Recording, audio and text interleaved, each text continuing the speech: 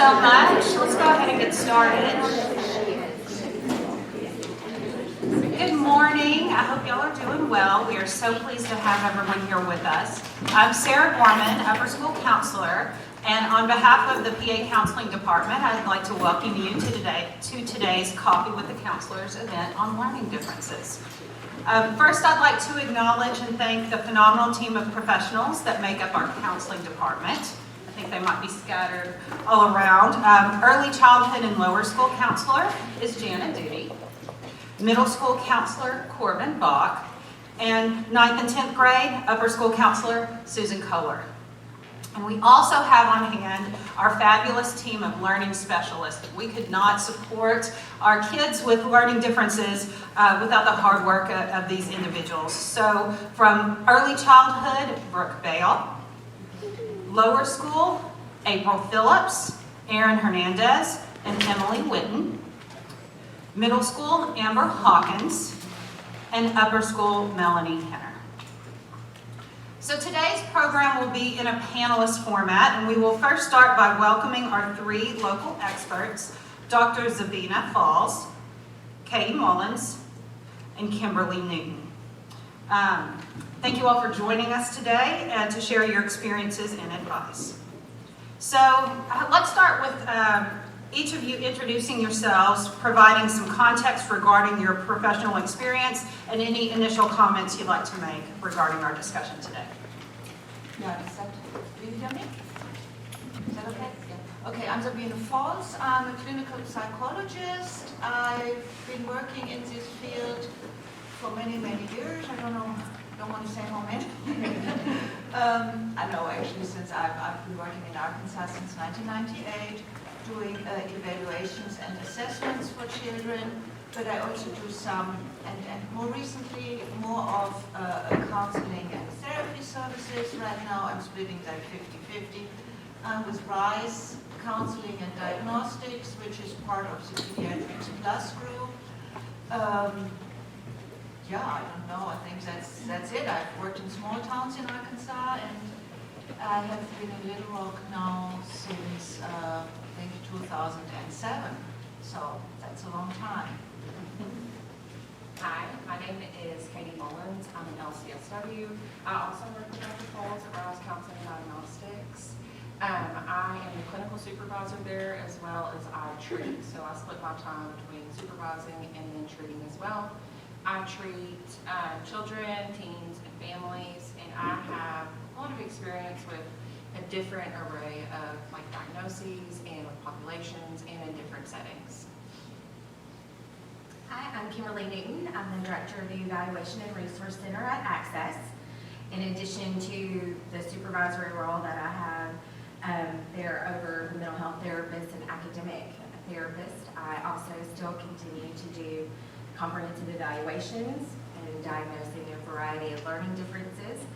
And I'm actively involved in our state affiliate for Learning Disabilities Association, and also nationally as well.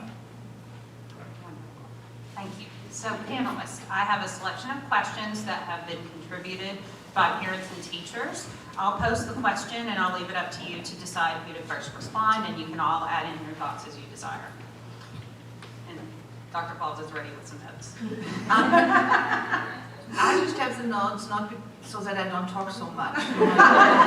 If you want to limit, then you have to write down what the important parts are. So let's begin generally. And this is a big question that could probably take us all day to answer. What is a learning difference? What are the different types? And what testing is available to determine if a child has a learning difference? Anyone? Want to jump on it? Yeah, why don't you jump on it? So learning differences, that's really a broad term.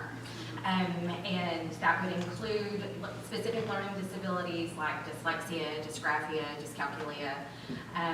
Though we as evaluators diagnose that under a specific learning disorder with an impairment in reading or with an impairment in written expression or math. We just kind of refer to these also more in ways that also encompasses more specific areas of those deficits when we talk about dyslexia and all those DIS terms. But learning differences would also include individuals who struggle or learn differently, like individuals with ADHD. And we see they have problems with executive functioning, and that can impact their learning abilities. So, testing. Oh, testing. Yeah, so it's not just testing, that's my thing.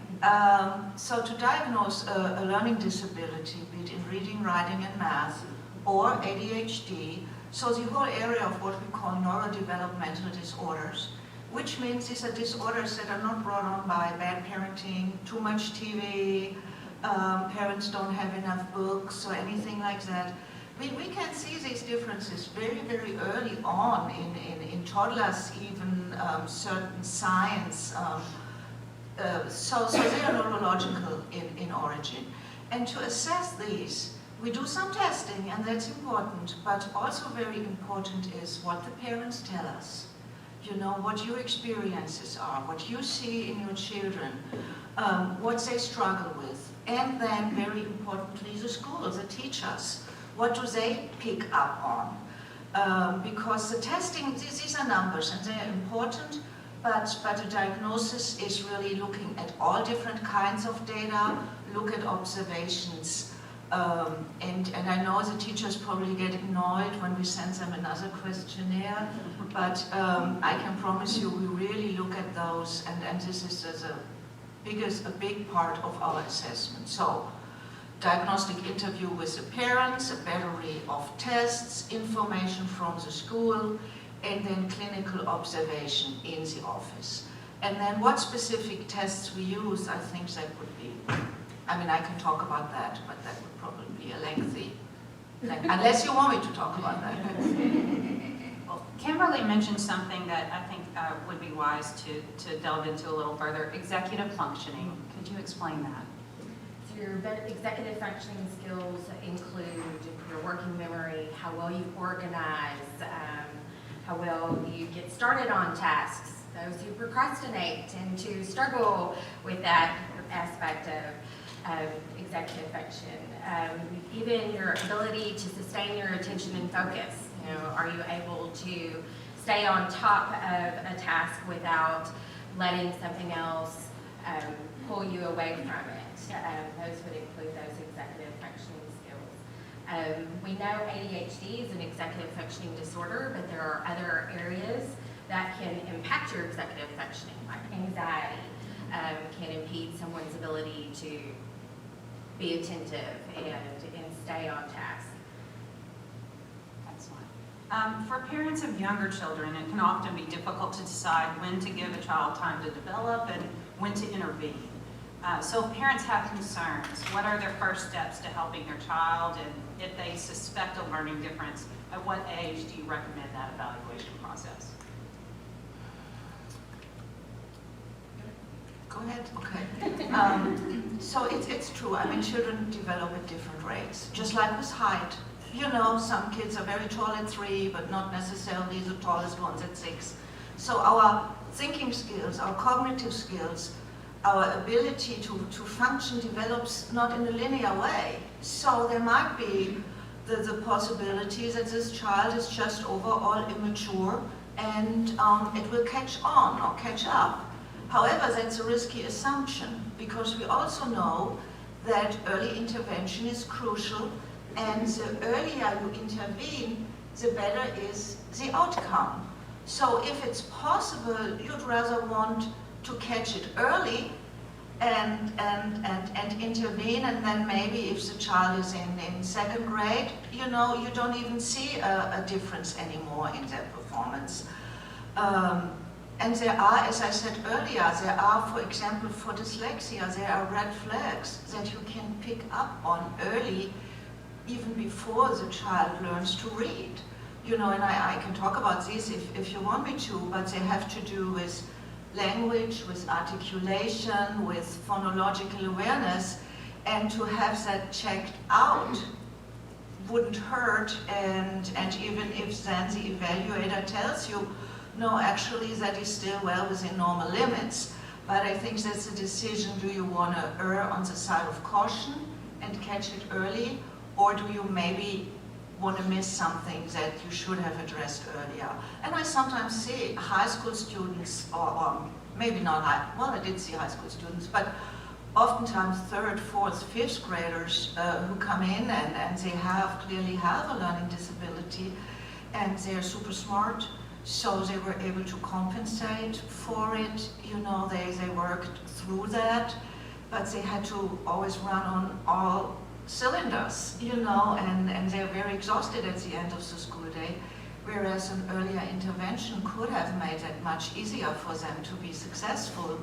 So I think talking to the teachers, they know, you know, usually they have the comparison, especially if it's a first or second child. You sometimes as parents don't know, is that still normal, or, you know, is it just personality?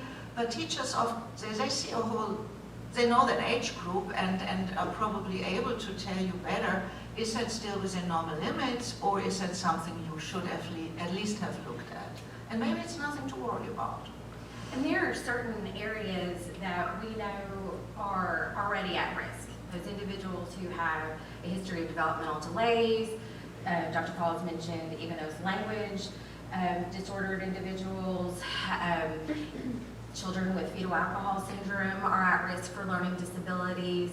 And then we see kind of this vice versa type situation with individuals with mental health and anxiety, attention problems, where they are also at risk for learning disabilities, and vice versa, where an individual with learning disabilities is at risk for mental health issues.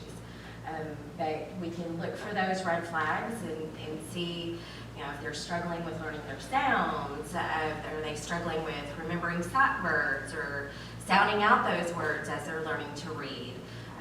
Number sense, has that been a struggle for them to hold on to that when we're looking for those learning disabilities in math? Are they having a hard time remembering their math facts? With written pieces, are they struggling with spelling? How's their handwriting? So we can look at all of that, and again, your teachers are excellent resources because they've been doing this for years. They know what's considered developmentally and educationally appropriate for your students at certain aspects of those grade levels. And we do often see that third, fourth grade kid where they've now hit a wall because they can't compensate anymore.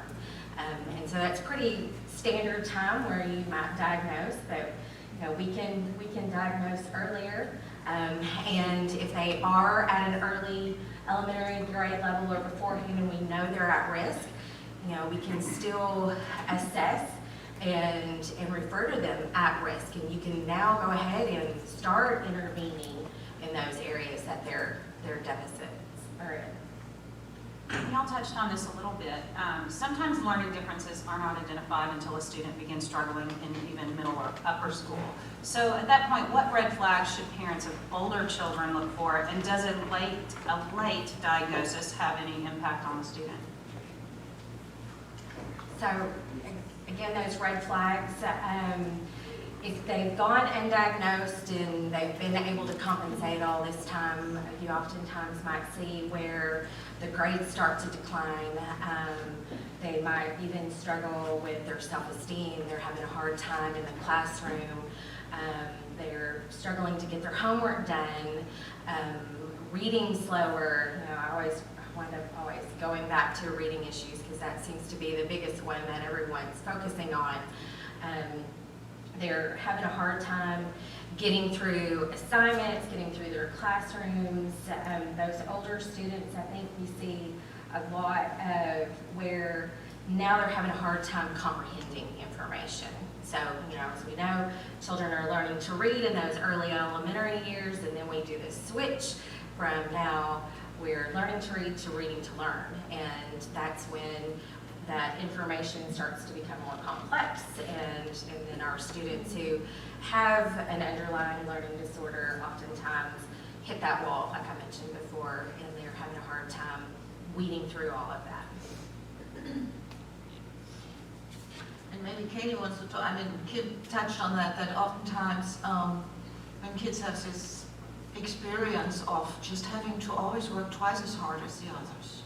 Yeah, and then still only making a B with all that effort, and seeing the disappointment in mom and dad after they knew their spelling words on Fridays and at home, and then they still don't pass the test on Fridays.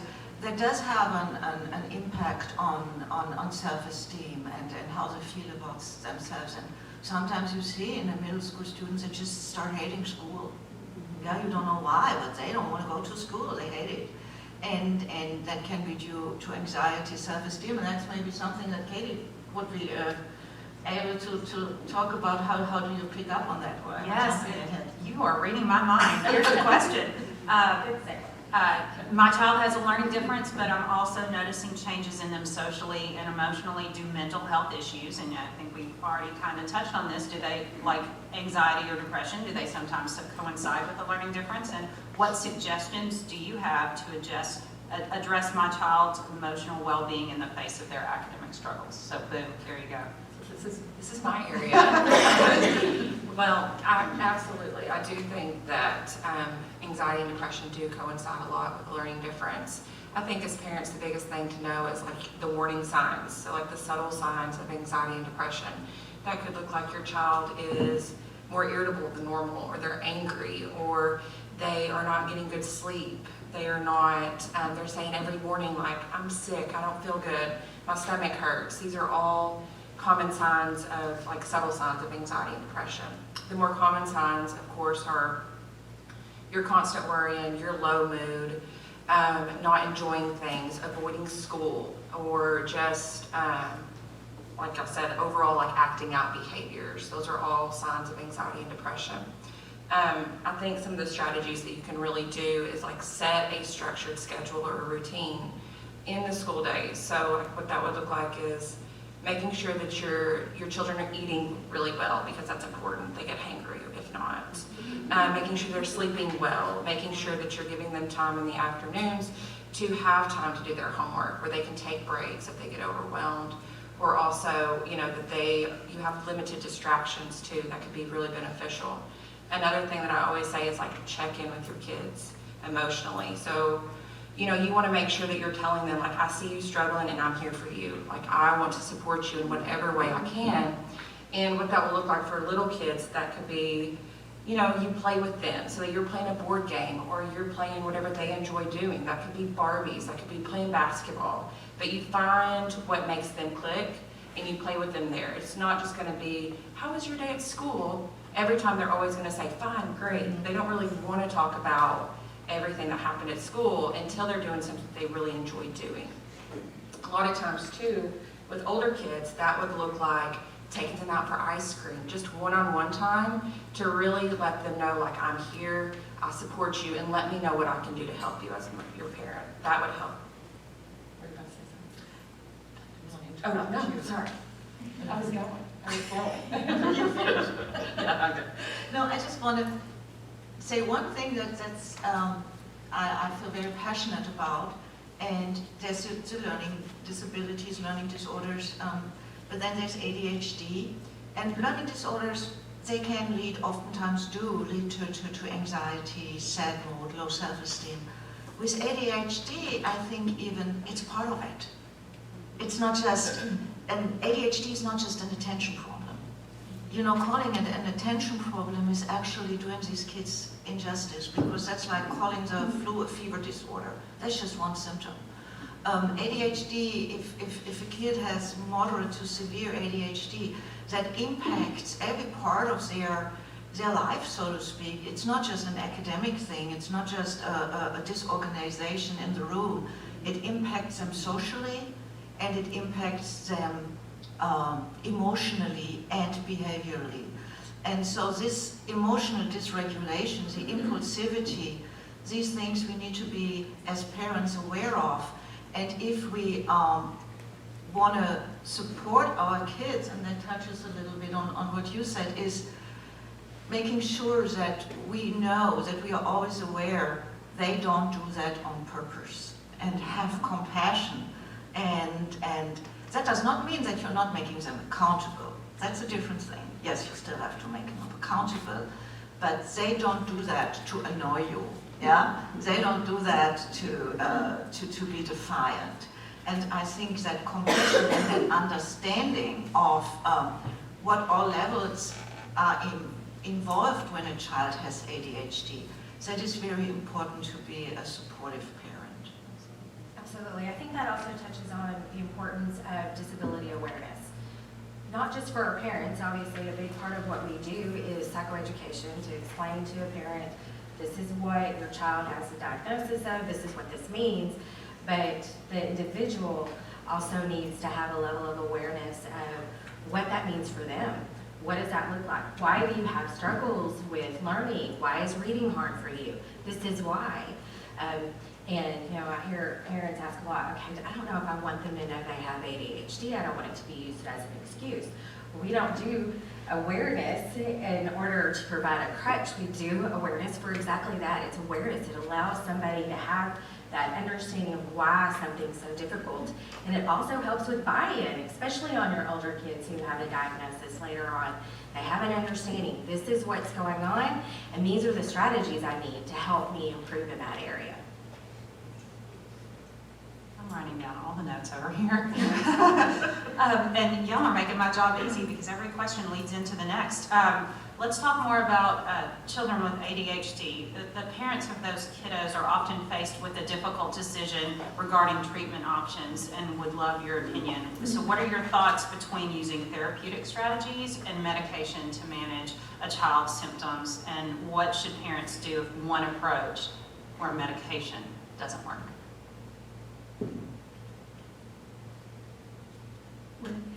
So we know research tells us that medication, in addition to strategies to approach those areas that they're struggling with, is best. We're not physicians, so we can't say you should put your kid on medication. Just as teachers should go, no, you really should go get a stimulant med for your kid to help them settle. But we do provide that information. That's our responsibility when those diagnoses come, to share that and then say, okay, you have all these pieces of information, now you have to make a decision on that. And it's okay if a parent is against, per se, medicating their child. There are strategies that can be put in place to help with sustaining attention, keeping focus, organizing those tasks. But it is so important to continue providing that support. Just because you say, here's an agenda, and you fill this out so you can keep up with your assignments, if you're not providing those bumpers for them and keeping up with that strategy with them, they're going to fail every time. And then we have this expectation that our high schoolers should just be able to do it because they're in high school, right? Well, your executive functioning skills aren't fully developed until your mid-20s. So they still need to have the support in place there too. So speaking back to that medication, like, okay, this doesn't work, or what do we do? It is unfortunately oftentimes a trial and error. Some medications work better for others, while others don't. If they're going down that route, it doesn't necessarily have to be a stimulant medication that's prescribed.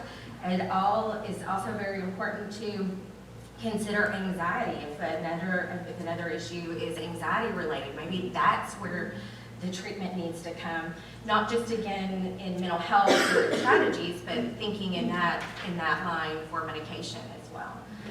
So I think you have to keep in mind that you may not have an immediate fix, and you may not have what you would consider a fix right off the bat, or even really ever. They're going to need those strategies in place.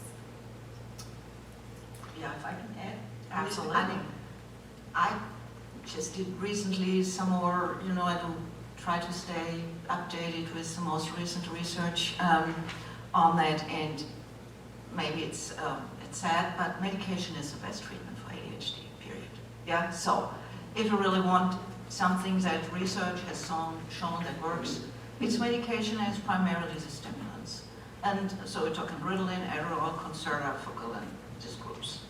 They're the most effective treatments. There are newer ones out there that are non-stimulants, but we still have to see if they work or not. The advantage of the Ritalin and the Adderall-based medicines is they've been around for 40 years. So there's been long-term studies there, and it is one of the safest medicines that you can give to your kids. So that's just my little, again, I'm not a medical doctor, but It's not a gateway drug. yeah. And there's research that shows if you compare two groups, kids diagnosed at the age, let's say, of 8, one group takes medicine, treats it with medicine, the other group doesn't, and then you compare them 14, 16 years old, the likelihood that they self-medicate, use drugs, smoke weed, is higher in the group that was not medicated compared to the group that was medicated. Because I know a lot of our fear is that, well, they learn that drugs help them, and then they just become addicts when they're teenagers, or they start using drugs to self-medicate. Research shows it's actually the other way around. But then Kim is absolutely right. I mean, there are kids where it doesn't work. Yeah, they don't tolerate. They get hyper or get medical issues, or the stomach doesn't tolerate it. And then on top of that, even the kids who are helped by medicine, it's usually not 100%. There's still something left to do, and that is where the accommodations, the supports, the structure comes in that we need to provide. And that's where the school and the home need to work hand in hand to put the measures in place. In public school, that's a 504 plan. I know PA does an excellent job in letting them get services through the learning center, you know, the Learning services. learning services, Absolutely. I apologize. Yeah. So that is very important. And that will have to continue, as Kim said. I mean, it's like if you have a child in a wheelchair and build a ramp, you not after 1 year expect them to not need the ramp anymore. They will still need that when they're in middle school and in high school, because they're not just going to jump out of that wheelchair. And the same with ADHD, the executive functioning delay is still ongoing when they are in middle school and high school. So it's really like a crutch. And then as they get older, they learn coping skills and maybe learn how to do it themselves, to set their timers, to make their notes and all that. But I think medication and socio-emotional accommodations have to go hand in hand. How about after the initial learning difference diagnosis? How often should a child then be reevaluated? It depends. I mean, oftentimes, the younger they're more often, I think. Let's say a kid is diagnosed in 1st grade, you now spend a lot of money to pay for a private academic learning therapist, sees your kid 4 times a week. You want to know if it works, yeah? Or you're just burning your money. So I would then recommend get a reevaluation after a year to see if what you are doing is effective.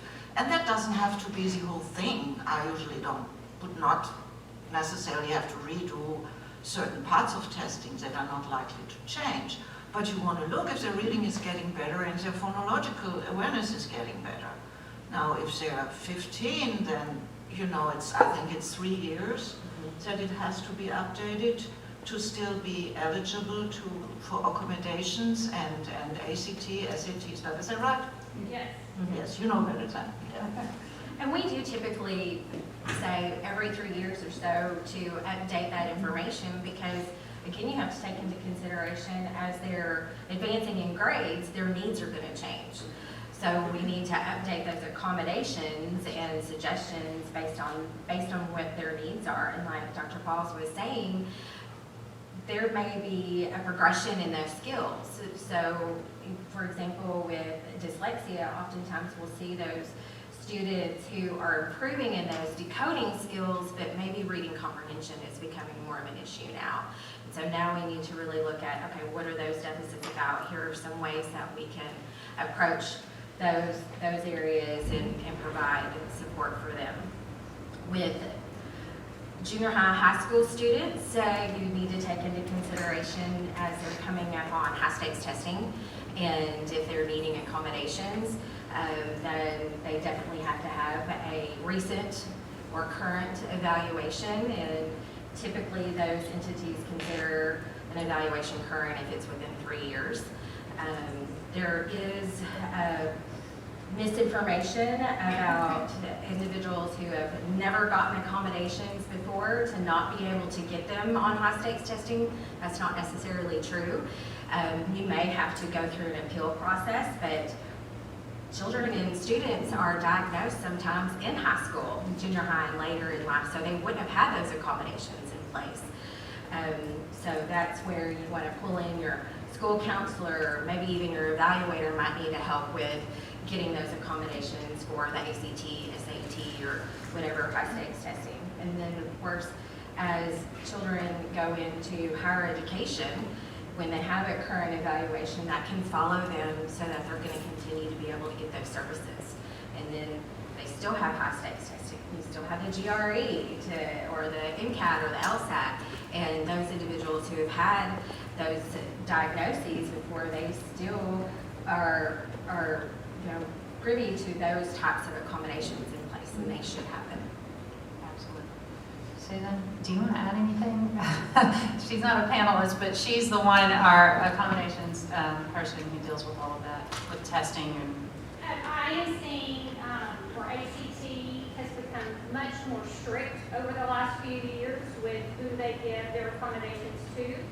So it's very important that we have basically our ducks in a row, because if you are signed up for a test and the test is 5 weeks away, ACT may not get the answer back to us in time for that test. So we want to make sure we have everything in place. Sometimes even if it's something I feel is questionable, if they were tested during their high school year and it hasn't been a long-term disability, I will go ahead and reach out to the evaluator and go, can you write a letter on their behalf?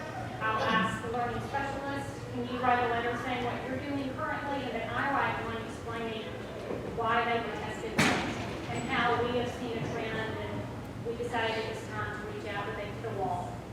So early diagnosis is really the key, but for those that feel like their student has just, they're doing great, they're compensating, they're going to hit a wall. I guarantee you're going to hit a wall. Maybe 9th grade, it may be 11th grade, but they can only do so much until their mind just goes, okay, I can't do it anymore. So I do agree. Early diagnosis is the key, for sure. thank you. Sorry to put you on the spot. I figured you'd have something to add. As parents, we want to be able to understand our children and their needs in order to best support them and advocate for them. So what should parents with students with learning differences know or do to be able to understand their children's experience and help them on their academic journey? We've already touched a little bit. I think on that some definitely things. circles back to disability awareness. And the parents just need to know what is that. So I think if you go and get your child evaluated for ADHD and it comes out, yes, he has ADHD or he has dyslexia or she, you need to know what that is. Yeah, so talk to your evaluator, let her or him give you a little psychoeducation to inform you about what are the core symptoms, and maybe even set up a couple of sessions to if you have specific questions or it's not such a clear-cut case. I mean, I love it when parents say, okay, you gave us all this information in the feedback session, but what are we going to do with it now? Let me go home, let me digest all that, and then come back after 4 weeks and we talk some more what the ins and outs are and what I can do. And then also I touched on Kim talks about disability awareness for the child, but then also there's a compassion of the parents and the understanding there. That's huge.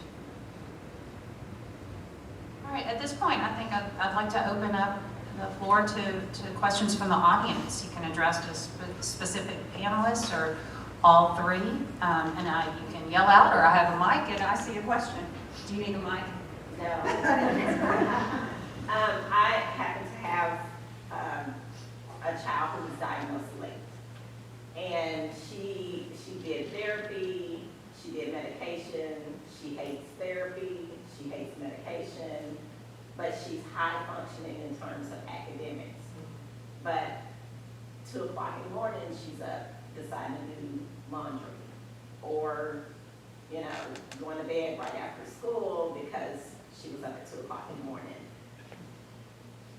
I'm not sure what to do. I put a lot of pressure on her teacher to help manage that, because I did back off, because one of the things in therapy, they said you gotta back off. She has to start doing it herself. And so it's hard because she's a student and she's managing, but she's not managing. I don't know if that's a question or therapy. So I think there's a fine line between backing up and backing off. And when we remove all of those supports, we're not setting them up for success. Yes, we want our children to grow into responsible adults and learn how to manage that on their own. But again, speaking back to what Dr. Falls mentioned right at the beginning, is every child and individual develops at a different rate. And maybe she's not ready to have all of those supports removed. Maybe there still needs to be rules and guidelines. I do know that individuals with ADHD really appreciate having that awareness of what is expected of them. And when that comes away too soon, they really flounder oftentimes. And depends on what their work ethic is and what their motivation kind of sets with. But I think as a parent in your particular situation, it's fair to establish good, healthy sleep regimen for her, because being up that late means she's not getting her sleep. And Lord knows we all aren't getting enough sleep, but it is still important. Her brain is still growing and developing and needing to have that opportunity to rest. That way school is successful the Although next day. she will maybe go to sleep. There's the resistance component. That's what I'm talking about. Like, so all of those things are in place. We're not going out. We're not, you know. But up in the middle of the night to do laundry, and then so there's the resistance. Like, okay, you've set a guideline, or you've made an expectation, no, and it's I'm not going to do that. Yeah. So more of that pathological demand avoidance type situation. So there's this wonderful phenomenon that occurs sometimes with kids with ADHD, and even we see this with children who are on the autism spectrum, is when they're told to do something, they dig those heels in. Even if they want to do it, it's like, no, you told me I'm not going to do that. And I don't have the magic wand response for that, other than they tend to respond better to choices. So you're still providing those guidelines, but now she thinks, or he thinks, okay, I made this decision, I'm in charge, I've done this, but you gave the choices of what you, between the items that you want to do. You see that too with clients? Mm-hmm. And I always think given choices is like the best thing. It's always it's like 2 choices that you really want too. It's like, here it is, but they get the ultimate choice about whether or not. And then the other thing too is sometimes those natural consequences of like, oh, I went to bed, I woke up at 2 a.m. Sometimes that helps them understand, like, okay, maybe I should try the other option next time. Like helping them work through that too. Question right here. Do you need a mic?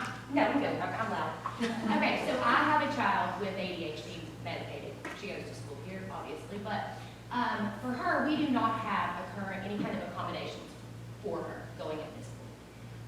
How do you navigate, like for her specifically, if we gave her extra time as an accommodation, it would be a disaster. It's just more time making error.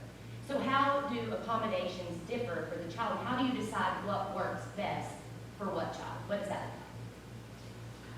Well, I find it very important, or I try at least when I evaluate a child, that I don't use any cookie cutter accommodations, like, ADHD accommodations are always this and this and this.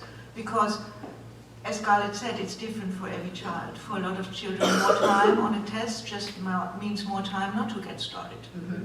Yeah. So I think accommodations need to be tuned and adjusted to the child, and that's why we also talk about a comprehensive evaluation. We don't just say ADHD, yes or no, the checkbox. Yeah, our reports would be very short, yes or no. No, we look at other strengths and weaknesses, and if they have a slow processing speed on top of that, yes, they need extended time. If they have a tendency to rush through tasks anyway, then make sure that the school does not let them get up and play on the electronics or leave the classroom before the time isn't up. So this needs to be individualized, and I think the accommodations don't all have to be implemented, because like we do, if we reassess every 3 years, some recommendations in my report might not be applicable at this point, but maybe in a couple of years they are. So they're having a conversation with the teacher, with the learning specialist, to see what accommodation would be helpful for my daughter, for my son, to bring the best performance. Is a very individual process, and I don't know if that answers your question, but you have to really look at what else is going on. A kid with anxiety might just benefit from the knowledge of having more time. They might not even need more time, but they get anxious when they see they only have 30 minutes. So just knowing, well, I can have more time, might calm them down. I have one client that I'm working with right now. He says, I never need more time, but I need to know that I can have it. And so these are the differences between the kiddos we're working with. I have 2 boys. One is 4th grade, one is 7th grade. One attends here, one attends another school. I see signs that you guys mentioned of some of these, but not all of them. So like I'm like this one, but not this one. So how do you determine, and both of them are okay students. They probably have to try a little harder, but they do well. So how do you reach a point where you're like, okay, I see enough signs where it's worth getting tested? Do you err on the side of wait a little longer? Do you err on the side of it's worth getting tested earlier just to be sure? And does that put added pressure on them if I'm putting them through testing when it's not kind of necessary? So how do you kind of weigh those factors? So I think we definitely suggest erring more on the side of caution, because oftentimes when we waited, we get to the point like it's okay, we can't do this anymore. And now they've had significant decline in grades. Their self-esteem is totally plummeted, and they hate school. And so you don't have to necessarily check off all of those red flags, but when you do see, okay, I see we're struggling. This seems to, homework's taking a long time. We're really having a hard time reading, or I've got a couple of standardized testing results from benchmark tests that show, oh, we haven't made much progression. That's definitely an appropriate time to go, okay, let's go ahead and move forward with an evaluation. Also, I want to say, an evaluation doesn't hurt, usually, yeah? Mm-hmm. It's not like an invasive procedure. Right. I mean, there's time involved in visiting school, and there's cost involved oftentimes. So yes, it needs to be weighed in, and I understand that. But on the other hand, even if there is not a diagnosis, let's say a child is somewhat, we go with the DSM, you need 6 out of 9 symptoms for ADHD. So 6 out of 9, that's what I go by. Some kids only have 4, so they don't meet diagnostic criteria for attention deficit disorder. However, an evaluation also gives you strategies. So even if you don't diagnose, you are able to tell the parent or the kid, if it's a teenager, hey, look, this is like a little area of weakness, and if you do this and this and this, I think it would be easier for you. So we are not just looking for disorder, not disorder. I mean, one of my favorite sayings is always, there's a wide variety of normal. I say that a lot. And not everybody who is a little different has a disorder, but an evaluation can also help you figure out how to best help your child. I'll just write that down. There's a wide variety of normal. Yeah, that's one of my favorite sayings. I don't even know whom I stole it from. Well, I'm going to attribute it to you from now on. Yes, sir. Question is this, I have an 8th grader that's here, and I have an 11th grader that goes to Central High, which is 2,500 students. At what point do you as a parent decide whether your 8th grader go to public school versus private? And how do I facilitate that with him? If he likes it here because of the social gatherings. And he's academically, he makes straight A's, president's list and all that. He's always done that since he was in public school, since kindergarten. So I'm trying to position him where it's really up to the parent totally. Not totally, but I'm trying to get him to integrate with where we are, because I'm doing the pros and cons and trying to say in the real world, I want to test you and see if you can handle it, as opposed to. Well, obviously, the decision between public versus private is a very personal decision that parents have to make, and a lot of things go into consideration for that.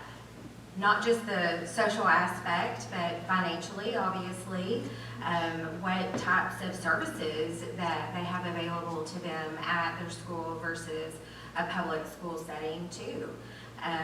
You know, when you're considering an older student, it's important to keep in mind where they are socially.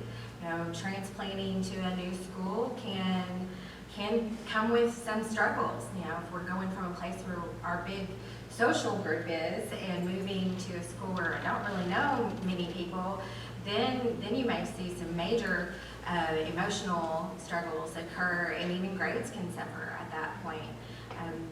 But parents do have to make that decision on what they feel is best for their child, obviously, and for their family well-being. So I think you just have to really weigh how that impacts your family overall. When you mentioned the real world versus I guess not. I think most of this, I feel like PA's curriculum is pretty strong, and I wouldn't ever suggest that they're not preparing their students to not be able to be in the real world by any means, so I think that's maybe kind of reframing the thinking on that. What does that mean? In any school or education setting, there's going to be differences in how their teachers respond to them, what the curriculum's like, whether it's private or public. And I would liken that to what I talk to my juniors and seniors and their families about in the college process. It's all about the best fit, right? There are a lot of schools doing a lot of great things, and it's finding the great things that your kid needs and your family needs. Yeah. And I think too, being like very open and transparent with your kiddo will be very important, and like helping them understand your pros and cons list, and maybe him providing feedback to you as well is very helpful, and it helps build that relationship too, so that if you do decide to move them because it's your choice, that you still have a close relationship and he has understanding of that choice as well. Yeah, I mean, he needs to buy in, I think. And I have a friend and they're an old Catholic high school family, and they wanted the boys to go to Catholic, and he wanted to go to Central. And he was very adamant about it, and they made him prepare PowerPoint. What are the advantages of Central? And he put a lot of effort in it, and he convinced his parents, and he's now at Central. So I think, and that doesn't mean that Catholic is not a great school. I think it's a very individual decision, as Kim said, with many variables that go in there. But I think it is, at that age, you might want to consider his own feelings about that, and not make him feel like, oh, my dad is just, or my parents are just pushing me to that school, because then he's going to hate it. It's like a self-fulfilling prophecy. Right. Yes. I have kind of a multi-part question.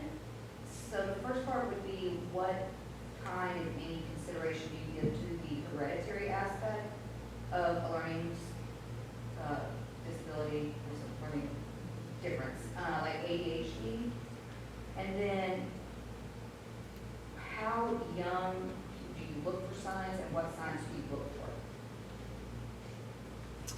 It's very hereditary. It runs in families. I think 50% likelihood that a kid with ADHD has at least one parent with ADHD. I think that is the recent numbers that I've read. But it's also a dimension. It's not a box. You either have it or you don't have it. It's more like some kids are super, let's say, attentive, not impulsive, laid back. Other kids are very hyper, inattentive, distractible, disorganized, and anything in between. And I think if it's very severe, you pick up on it earlier.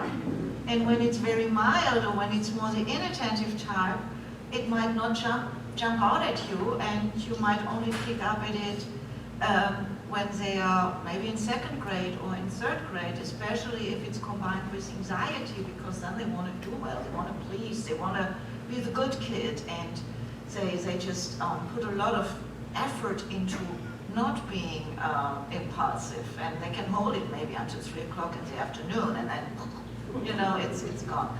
So it depends on the severity of how early you see it, but then you also need to have in mind what is developmentally normal, what is appropriate. Yeah, and there it gets a little, what is an appropriate attention span for a 2-year-old? You know, some parents, my kid is 2 and he can only pay attention for 25 minutes. Whoa, that's a lot. Yeah. So you have to compare it to the norm. I like to think 3 to 4 minutes per year, if it's focused on attention on something that is not a screen. Yeah, screens are different. We leave screens out. Hate screens, not good. Don't give them if you can avoid it. But if it's not a screen, 2 to 3, no, let's say 3 to 4 minutes per year, if they're not able to sit, and they're 3 years old and they're not able to sit at the dinner table for more than 1 minute, but they constantly have to get up and get this, then that is something that is not within normal limits. That still doesn't mean they necessarily have ADHD. There might be a lot of things going on, but that would be a red flag. Not being able to sit with you, I'm talking toddler, preschool age, not being able to sit with you reading a book, reading a picture book from the beginning to the end, maybe for 10 minutes. That would be a red flag for me. And all the things that are not within developmental norms in the area, they should be able to follow a one step. Here, take this book and put it on the shelf.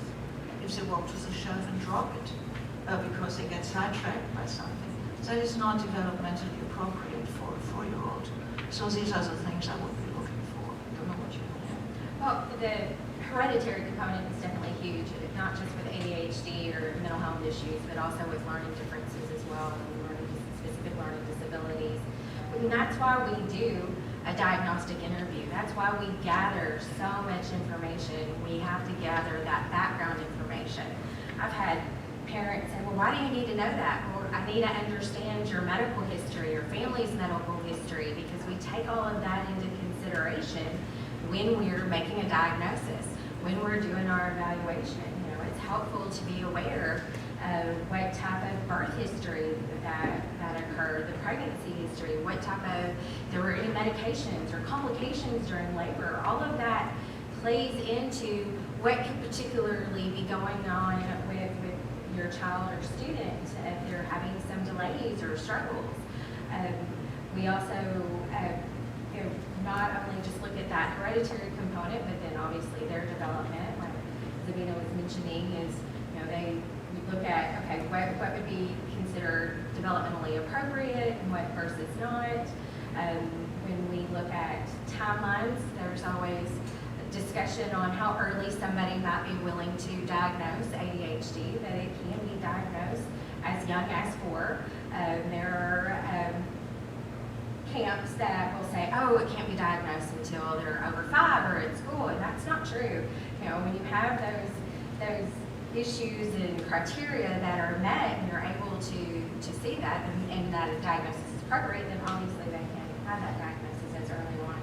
With specific learning disabilities, ideally it's best that they are school age because we need to have that information. How are they learning? Well, if they're not in school, we don't know how they're learning. But like we mentioned early on, we can see some of those earlier red flags or be aware of maybe their history that could put them at risk for those learning issues.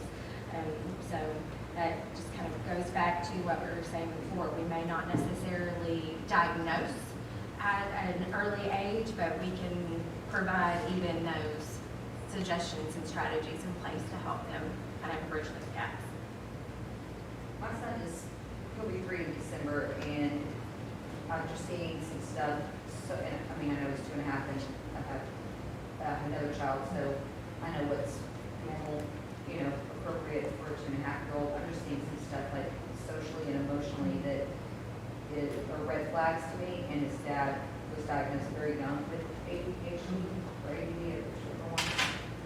So I was just wondering, kind of like, And at that age, there are already things you can do, and they're pretty simple. If you certainly, even if you would get diagnosed at age 4 with ADHD, that might be very young for medication. So at that point, that's the most important thing.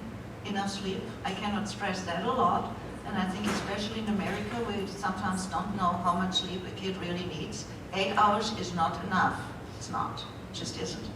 A lot of physical activity, sports, running, playing outside, and healthy nutrition as much as possible. And really, this is my pet peeve, my thing, reduce screen time. And it doesn't matter if it doesn't matter if it's educational or whatever. Screens increase attention difficulties significantly. And there's, over the last 10 years, research after research after research, that even with us adults, our attention span has been shrinking for 10 years. It's awful. And it is pretty much by screens and even by how television has changed from the slow-paced Mr. Rogers that we maybe grew up on to now a cut in between scenes even on kids' shows, 3 seconds. So avoiding screens as much as possible certainly helps with attention problems. And when to turn it off. I mean, if you're going to allow that screen time, they shouldn't be on their devices just before bedtime. I mean, at the minimum an hour before you're starting to settle down from bed, because that can impact your circadian rhythm and your melatonin production. So you want to definitely keep that in mind too. Boredom is helpful. Well, that was an amazing amount of insight and advice in a very short amount of time. We're here at an hour. So it's very empowering to know that the systems, supports, and strategies that were mentioned today can be a part of our parental toolkit. We want to have all the things possible to be able to help us help our kids. So we're so appreciative of Dr. Falls, Katie and Kim for taking the time out of their busy schedules to speak with us today. So.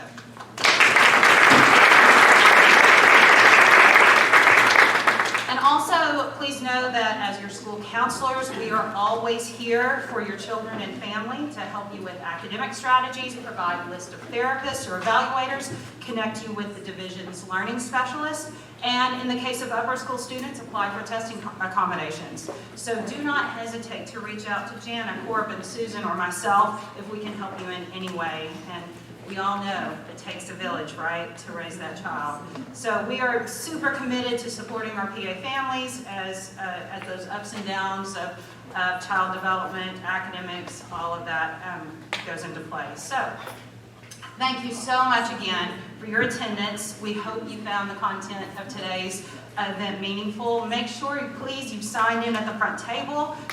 We're going to send out some information, a survey. We want to get your feedback. And we're going to be sharing some resources as well from our presenters. So thank you. Have a wonderful day.